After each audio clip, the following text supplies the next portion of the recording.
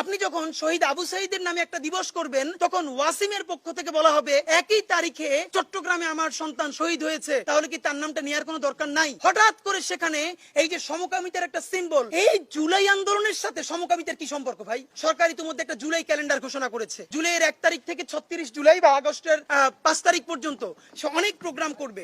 এখানে দুই একটা জিনিস শুধু নোক্তা দিয়ে রাখা মনে করি। নাম্বার 1, সে এখানে এই জুলাইয়ের যত স্টেক হোল্ডার প্রায় সবাইকে নিয়ে বিভিন্নভাবে সেলিব্রেট করবে যে অমুকের স্মরণে। দেখেন এখানে একটা মুশকিল হলো, দেখলাম রিয়া গোপের নামে একটা প্রোগ্রাম আছে, এরকম বিভিন্ন সিগনিফিকেন্ট শহীদের নামে। এখন মুশকিলটা হলো, আপনি যেদিন রিয়া গোপের নামে প্রোগ্রাম করবেন, শহীদ আব্দুল আহাদের বাবা, যেই আহাদ সব থেকে কনিষ্ঠ, যার বয়স মাত্র 4 বছর, সে তো বলবে যে আমার ছেলে কি তাহলে শহীদ হয় না, তার নামে কি একটা দিবস করা যায় নাই? আপনি যখন শহীদ আবু সাইদের নামে একটা দিবস করবেন তখন ওয়াসিমের পক্ষ থেকে বলা হবে একই তারিখে চট্টগ্রামে আমার সন্তান শহীদ হয়েছে, তাহলে কি তার নামটা নেওয়ার কোনো দরকার নাই? আমাদের ডকুমেন্টেড 1500-র বেশি শহীদ আছে, আপনি কার নামে করবেন? যার সাথে লিঙ্ক লবি বেশি বা যাকে নিয়ে আপনার পলিটিক্যাল ফায়দা বেশি তার নামে? সুতরাং আপনাদেরকে একটা মনে করাই দেই, এই জুলাই ক্যালেন্ডারের মধ্যে একটা প্রোগ্রাম রাখা হয়েছে যে নারী পুরুষ নির্বিশেষে এই আন্দোলনে তৃতীয় লিঙ্গের যাদের অবদান আছে। খুব ক্লিয়ার একটা কথা বলি, তৃতীয় লিঙ্গ বলতে আসলে ওরকম কোনো লিঙ্গ নাই। লিঙ্গ মানে বায়োলজিক্যাল লিঙ্গ। আমাদের বাংলাদেশে জনগোষ্ঠী 3টা বায়োলজিক্যালি: পুরুষ, নারী অথবা হিজড়া জনগোষ্ঠী, যারা আমাদের সমাজের মূলধারার অংশ। আপনি বলবেন ঠিক আছে, পুরুষদের জন্য এটা, নারীদের জন্য এটা, ওকে। এই আন্দোলনে আমাদের হিজড়া জনগোষ্ঠীর ভাই বোনেরা কিভাবে কন্ট্রিবিউট করেছে আপনারা দেখেছেন,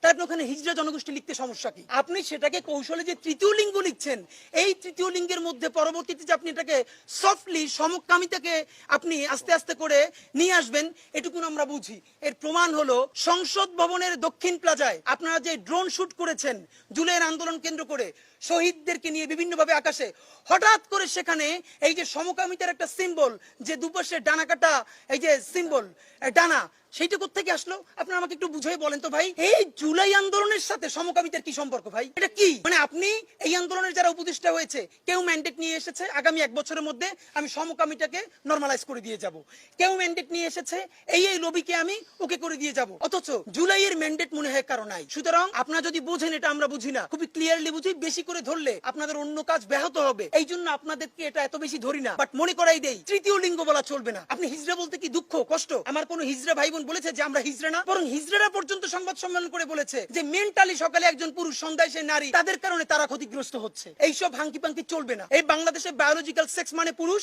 বায়োলজিক্যাল সেক্স মানে নারী, বায়োলজিক্যাল সেক্স মানে আমাদের হিজড়া ভাই বোনেরা। আপনি লেখেন হিজড়া জনগোষ্ঠীর অবদানকে কেন্দ্র করে তাদের ত্যাগকে মূল্যায়ন করে প্রোগ্রাম করবেন, কিন্তু এই তৃতীয় লিঙ্গে লেখা চলবে। আরো একটা খুব বাজে কাজ করা হয়েছে এই ক্যালেন্ডারের মধ্যে। ক্যালেন্ডারের অনেকগুলো প্রোগ্রামের একটা প্রোগ্রামে শেষের দিকে রাখা হয়েছে এই জুলাই আন্দোলনকে কেন্দ্র করে মাদ্রাসা শিক্ষা বোর্ডের অধীনে বাংলাদেশের মাদ্রাসাগুলোতে জুলাই আন্দোলনকে কেন্দ্র করে একটা অনুষ্ঠান হবে, আলোচনা সভা। মানে মনে